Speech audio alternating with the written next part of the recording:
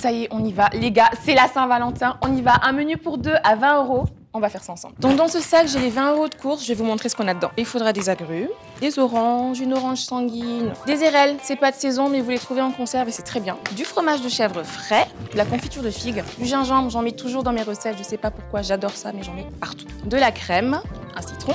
On a ensuite les légumes. On passe aux carottes, des patates. Ouh, t'en vas pas toi. Des échalotes, des feuilles de briques. Je sais pas si vous connaissez. On peut faire des feuilletés avec. Moi, je l'utilise souvent, du coup, pour faire les desserts, pour remplacer la pâte feuilletée. C'est pas mal. Et de la salade.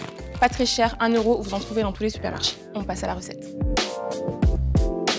Avec un menu comme ça, si votre copain il est pas content, tu le jettes et t'en prends un autre. On va commencer par l'entrée et pour l'entrée, on va faire une aumônière de figues chèvre avec une petite vinaigrette aux chèvres et des noix de pécan dedans. Pour ça, il vous faudra du chèvre, des feuilles de briques, une échalote, du vinaigre, des noix de pécan, de la salade et la confiture de figue. Du coup, ce que je fais, c'est que je vais commencer par les échalotes. Il faudra juste les tailler, les émincer, tout simplement.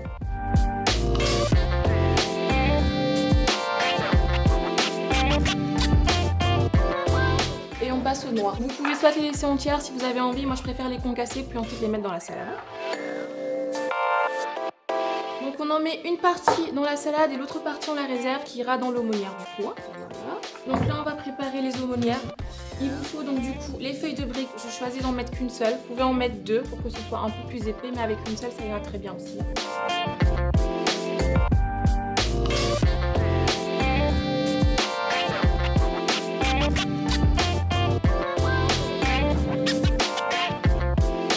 Et de 1, on passe à la deuxième parce que du coup tu ne dégustes pas toute seule, t'as quelqu'un avec toi.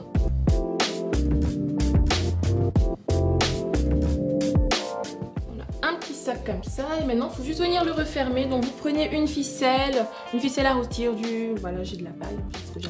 Vous pouvez aussi prendre une feuille de ciboulette, ça marchera aussi très bien. Il faut qu'elle soit assez longue et assez fine parce que les grosses elles se cassent assez vite. Les aumônières sont prêtes, on va maintenant enfourner ça pendant 10 minutes à 180 degrés, pas plus. Alors les aumônières sont au four. Alors les aumônières sont au four, on va maintenant attaquer la salade. Là j'avais mis, comme vous avez vu avant, les échalotes, noix de pécan. On va maintenant faire la vinaigrette. Et pour ça, il vous faudra de l'huile, n'importe laquelle. Donc moi j'utilise ici de l'huile d'avocat. Vous pouvez très bien prendre de l'huile d'olive si vous voulez. Ou sinon de l'huile de coco, vous en trouvez aussi de la neutre que vous pouvez mettre dans vos vinaigrettes du coup.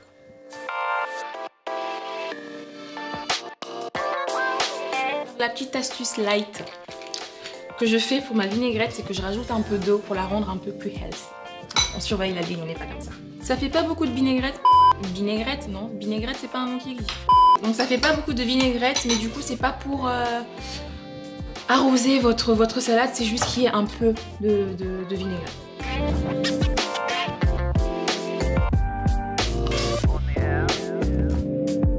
Votre salade elle est prête, vous la réservez en attendant que vos aumônières soient prêtes et du coup on passe au dressage de l'assiette pour l'entrée. Et voilà, donc là vous le déposez juste au centre, voilà. Il n'y a plus qu'à déguster, ça a l'air super bon.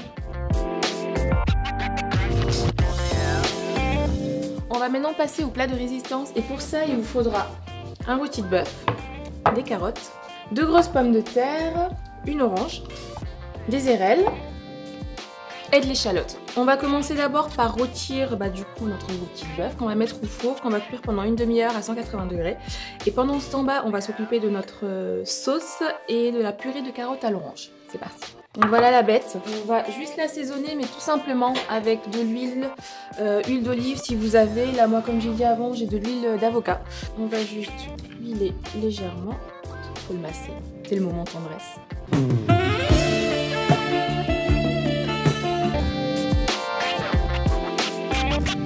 Rien de bien compliqué, là vous mettez juste ça dans le four pendant une demi-heure à 180 degrés. Pendant ce temps, on va passer à la purée. Il vous faudra donc des carottes, les pommes de terre, pour elles pas besoin de les éplucher, et puis voilà, c'est tout. On va attaquer la sauce. Il vous faudra une échalote.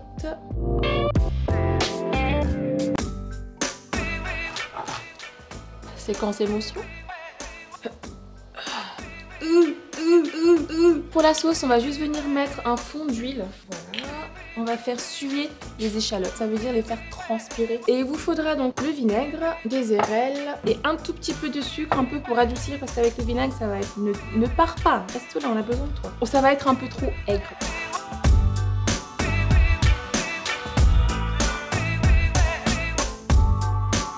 On va maintenant rajouter le vinaigre. Donc là, faites gaffe parce que vous allez avoir une émulsion du coup de vinaigre dans la tronche. Écartez-vous. Hop. On va maintenant assaisonner, donc juste sel, poivre. Ça va être cool. Vous baissez votre feu. Ce qu'on va faire après, c'est juste récupérer le jus du rôti et du coup l'ajouter à la sauce et ça va rajouter encore un peu plus d'onctuosité et de goût dedans. Les pommes de terre et les carottes sont prêtes, on va passer à la purée. Pour ça, il vous faudra du coup juste vos pommes de terre et carottes et on va utiliser le jus d'une orange.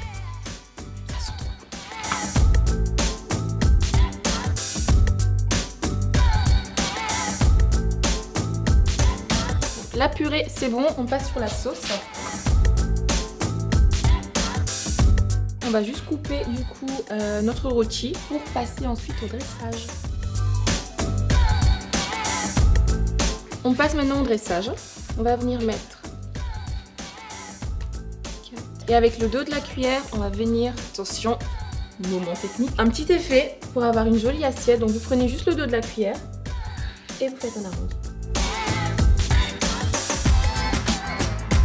Et voilà, votre plat est prêt. Et je pense que monsieur va adorer. Les hommes et les patates et la viande, on sait comment ils adorent. Donc voilà. Alors ça y est, c'est le moment que vous attendez tous. On va conclure. Non, je déconne, on va faire le dessert, c'est parti. Pour ce dessert, une pavlova. Alors c'est un dessert australien qui est composé du coup à base de meringue, une crème fouettée et des agrumes. Et pour ça, il vous faudra des œufs, une orange sanguine, un pamplemousse, un citron vert, de la crème fouettée. Je préfère prendre de préférence 32% de matière grasse, c'est beaucoup plus gras. Parfois on n'aime pas, mais là il faut. Du gingembre, on va conclure, il faut un truc. On en reparle. Et pour finir, il vous faut du sucre aussi. Là. Et c'est tout ce qu'il vous faut pour ce dessert. C'est parti. On va commencer. J'ai réussi. On va préparer une meringue. Il ne faut pas grand chose pour faire une meringue. Vos œufs, il vous faut uniquement les blancs. Là, on va juste prendre 2 œufs, ça suffira largement. Et ensuite, on va fouetter ça. Une fois que votre blanc commence à se former, à vraiment être ferme, on commence là seulement à rajouter le sucre. La révélation. Si on a ça, c'est bon, la meringue elle est bonne. Du coup, votre four est en train de préchauffer à 120 degrés, vraiment pas plus. Quand vous allez les mettre dans le four, on va baisser à 100 degrés. Et là maintenant, on va former du coup nos cœurs de Saint-Valentin parce que tout le monde met des cœurs partout pour la... Je disais quoi déjà? Voilà, des cœurs. C'est parti pour les cœurs. Il vous faut du papier sulfu. On va chercher notre meringue et on va tenter de former des cœurs.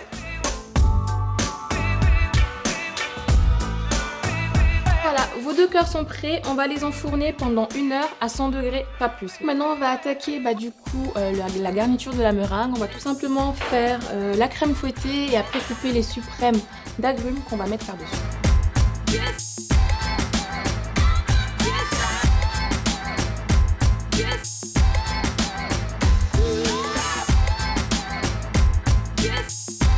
Alors pour les suprêmes, c'est pas très compliqué. Une fois que vous les avez pelés à vif, donc à vif c'est que vous voyez vraiment toute la chair et pas la peau. Donc du coup vous prenez juste votre couteau et on passe entre les peaux. Et du coup vous dégagez des suprêmes d'agrumes.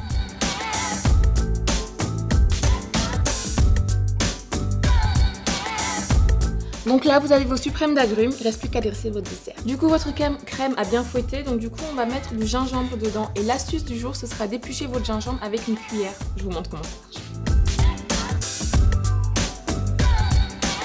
Bon, rassurez-vous, on va pas mettre tout ça en gingembre dedans, parce que là, le côté aphrodisiaque, il sera au max, hein, je vous le dis. Du coup, vous prenez votre morceau, on prend juste un petit bout comme ça. C'est déjà pas mal. On va peut-être mettre jusque la moitié, sinon la nuit va être longue. J'ai pas sucré ma crème fouettée, parce que du coup, vu que la meringue c'est déjà assez sucré, vous avez le sucre aussi du fruit. Vous n'avez pas besoin de sucrer votre crème fouettée. Voilà, et vous gardez ça. Vous gardez ça au frais. Du coup, on passe au dressage de vos petits cœurs en meringue. C'est parti.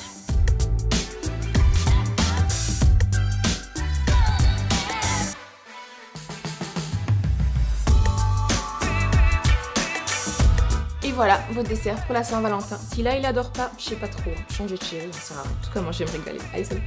Voilà, cette vidéo est terminée, donc un menu de Saint-Valentin pour 2 à 20 €, c'est vraiment pas compliqué. Vous pouvez le refaire pour vous, votre chéri, votre amant, votre maîtresse, chacun son problème. Donc voilà, n'hésitez pas à liker, partager, et puis je vous dis à la prochaine pour une autre vidéo. Ciao.